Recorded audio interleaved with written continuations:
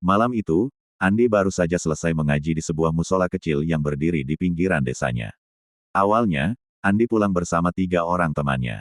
Mereka berjalan menelusuri jalan setapak, dengan perkebunan dan pohon-pohon di sisi kiri dan kanannya. Mereka terlihat asyik bercanda, membicarakan hal-hal tak penting, suara tawa dari mereka, seakan memecah sunyi malam di sekitarnya. Namun semakin jauh mereka melangkah dari musola, satu persatu temannya berpamitan pulang, ke arah rumah masing-masing, meninggalkan Andi berjalan seorang diri. Ketika langkah terakhir temannya semakin mengecil, dan akhirnya menghilang dari pandangan, suasana tiba-tiba berubah drastis, malam terasa lebih gelap, angin dingin terasa semakin menusuk kulitnya, suara burung kedasi terdengar saling bersahutan entah dari mana. Keheningan juga terasa melanda jalan tanah yang dilalui Andi. Jalan itu terlihat kecil, dipenuhi oleh daun-daun kering. Di sisi kiri dan kanan, berdiri pohon-pohon besar yang menjulang tinggi ke langit gelap.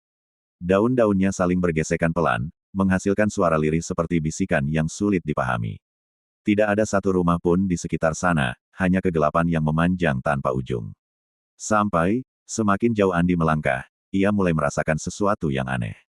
Perasaan seperti ada sesuatu yang memperhatikannya, tapi berulang kali ia menengok, tak ada siapa-siapa, hanya ada dirinya saja, dan bayangan pohon, yang tercipta oleh cahaya bulan. Bulu kuduk Andi mulai merinding tanpa sebab. Ia kembali menoleh ke belakang, tak ada siapa-siapa. Hanya kegelapan pekat yang seolah menelan jalan yang sudah dirinya lewati. Namun ketika ia kembali menatap ke depan, tubuhnya terasa lebih dingin, seperti ada hawa asing yang menempel di kulitnya.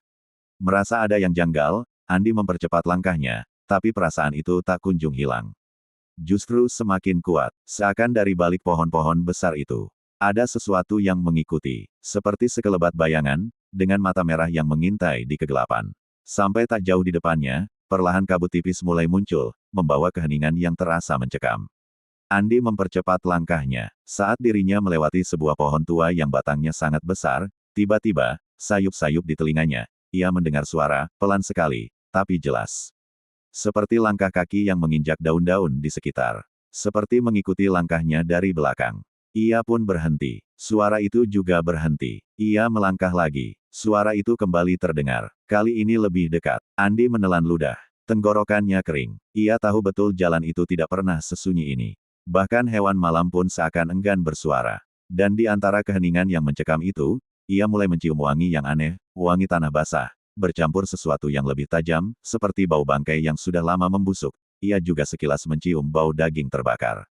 Hatinya berdegup semakin kencang. Di sudut matanya, ia sempat melihat sesuatu bergerak di antara pepohonan, cepat, gelap, dan tidak memiliki bentuk yang jelas. Andi memejamkan mata sejenak, berusaha menenangkan diri, sambil menghela nafas, namun sensasi itu tidak hilang. Sesuatu yang misterius, terasa seperti berdiri di belakang. Dan ketika ia kembali membuka mata, dari jauh, terlihat jalan menuju desanya masih gelap tak berujung. Tapi dari arah belakang, ada suara lain. Kali ini bukan langkah kaki, melainkan suara, napas, pelan, panas, berat, seperti napas seseorang, atau sesuatu, yang jelas-jelas tepat, ada di belakangnya. Andi menguatkan kakinya, dan langsung berlari sekuat tenaga, begitu suara napas itu semakin dekat ke telinganya. Ia tak berani menoleh. Perasaannya mengatakan satu hal yang sangat jelas, apapun yang ada di belakangnya, jangan sampai ia melihatnya. Jalan tanah itu terasa lebih panjang dari biasanya. Setiap langkah seperti terperangkap dalam tanah basah yang seolah ingin menahannya. Hembusan angin dingin menyentuh tengkuknya seakan sesuatu mengejar dari belakang. Nafasnya terengah-engah, dadanya sesak, tetapi ia terus berlari sampai akhirnya cahaya remang-remang rumahnya terlihat dari kejauhan. Ia hampir menerjang pintu ketika masuk rumah. "Bu, ayah!" teriaknya panik. Ibunya muncul dari arah dapur. Namun yang aneh, ekspresi ibunya datar, wajahnya tenang seolah tak peduli dengan keadaan Andi yang ketakutan. "Ada apa, Ndi?" tanyanya dengan suara pelan, terlalu pelan. Tidak ada rasa terkejut, tidak ada khawatir, seakan reaksinya biasa saja. Andi gemetar menceritakan apa yang ia alami, suara langkah yang mengikuti, napas panas di belakang telinganya, dan bayangan hitam yang terus memperhatikannya. Tetapi ibunya hanya menjawab singkat. Sudah, makan dulu. Ibu sudah masak," ucap ibunya datar. Ayahnya juga muncul, berdiri di ambang pintu ruang keluarga. Diam, menatap, tidak bicara sepatah kata pun. Andi merasa ada yang tidak normal. Tapi ia terlalu takut untuk menyampaikan itu.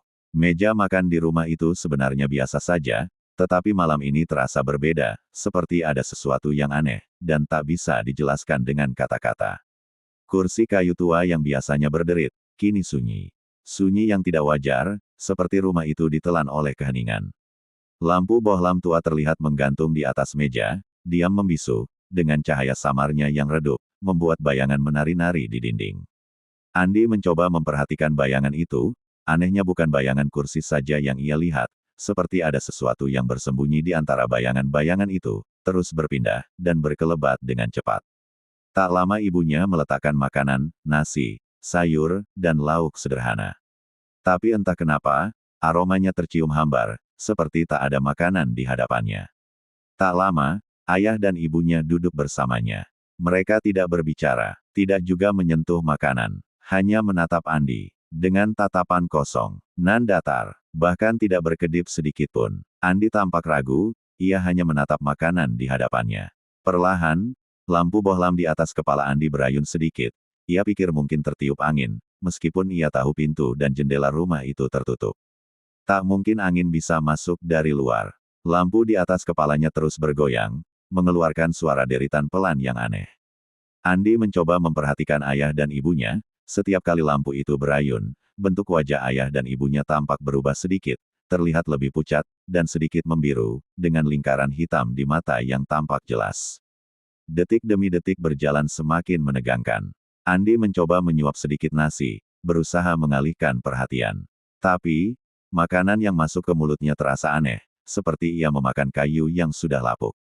Suasana makan juga terlalu sunyi. Bahkan suara sendok menyentuh piring tidak terdengar sedikitpun, seolah semua suara diserap oleh keheningan. Beberapa menit berlalu, Andi hanya diam, duduk di meja makan, sampai akhirnya, Andi menyadari sesuatu yang membuat jantungnya hampir berhenti. Saat ayahnya bangkit berdiri untuk mengambil air minum di dapur. Terlihat, tidak ada jejak bayangan di lantai. Yang seharusnya, lampu di atas kepala Andi sudah cukup untuk membuat bayangan. Tetapi bayangan ayahnya, tidak ada. Andi kaku. Ia perlahan, memalingkan kepala ke arah ibunya. Ibunya masih duduk, dengan tatapan kosong melotot. Dan, dia juga tidak memiliki bayangan. Nafas Andi tercekat. Pupil matanya terbuka lebar. Sesaat kemudian ia mendengar sesuatu lagi, suara langkah ayahnya yang kembali dari dapur. Tapi langkah itu, tidak bersuara sama sekali. Padahal lantai kayu tua rumah itu selalu berderit jika diinjak. Tetapi kini, seakan langkah ayahnya, benar-benar melayang di atas lantai. Jantung Andi berdegup semakin cepat. Tangannya berkeringat dingin. Ia menunduk berpura-pura masih makan sambil tersenyum tipis, berusaha terlihat tenang. Walau seluruh tubuhnya gemetar hebat. Sepertinya, aku sudah kenyang, Bu, kata Andi pelan. Dengan tubuh gemetar, Andi mencoba berdiri. Aku, izin ke kamar dulu Bu. Ucap Andi pelan, kepalanya masih menunduk, diliputi rasa takut. Ibunya hanya mengangguk perlahan, tanpa senyum, tanpa ekspresi. Matanya mengikuti Andi, ketika ia beranjak pergi. Ayahnya juga sama, menatap Andi dengan wajah datar, dan mata melotot. Andi berjalan menuju kamarnya, menahan napas agar tidak terlihat panik. Namun ketika ia melewati ruang tamu, ia sempat melihat cermin besar di sudut ruangan. Refleksi dari cermin, memperlihatkan dirinya. Tapi di belakangnya, dalam pantulan cermin, dua sosok ayah dan ibu yang duduk di meja makan, terlihat berbeda. Dalam pantulan cermin, wajah ayah dan ibunya tampak berubah, ibunya terlihat mengenakan gaun putih, rambut panjangnya terlihat mengerikan, dengan wajah pucat, dan lingkaran hitam di mata, sedangkan wajah ayahnya, tampak hitam seperti terbakar, dengan rongga kosong di matanya. Andi hampir berteriak, namun dengan sekuat tenaga, ia menahan dirinya. Ia tahu, apapun yang ada di rumahnya malam ini, itu bukan ayah dan ibunya. Dengan langkah pelan, diiringi jantung yang berdegup tak beraturan, Andi berjalan dan langsung menutup pintu kamarnya. Setelah itu, ia mencoba mengintip dari lubang pintu. Ayah dan ibunya yang tadi masih duduk di meja makan tiba-tiba menghilang, dan kemudian dari belakang. Sebuah tangan menepuk pundak Andi. Jangan, tahu terlalu banyak nak. Suara mengema, terdengar jelas di telinga Andi. Andi menoleh, ia langsung berteriak, dan pingsan.